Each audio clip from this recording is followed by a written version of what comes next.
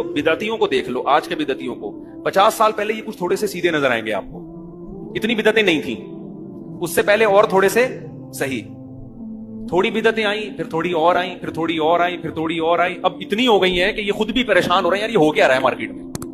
12 रबीउल अव्वल को बैतुल्लाह के तवाफ हो रहे हैं, मसनूई बैतुल्लाह बनाए जा रहे हैं, नाच गाने हो रहे हैं, डांस हो रहा है, ये खुद भी परेशान। ईद की नमाजें तक होना शुरू हो गई रबीउल अव्वल, खुद भी परेशान हो गए इनके बड़े कि यार ये हो क्या रहा है, कहां तक। क्योंकि बिदत के पांव नहीं होते, जब एक दफा आपने बिदत का रास्ता खोल दिया अब कौम ऑटोमेटिक हो जाती है, अब वो हर चीज को हलाल कर देगी बिदत के नाम पे।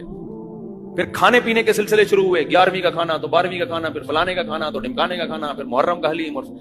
भाई हम कहते हैं सीधा सीधा कुरान और हदीस को फॉलो करो। कुरान और हदीस में सिर्फ वलीमे का खाना मिलता है और बकरीद का खाना है, और ईद के दिन कुछ मीठा खा लिया करो, इसके अलावा रोजे मिलते हैं, खाना पीना बोलते क्यों नहीं मिलता।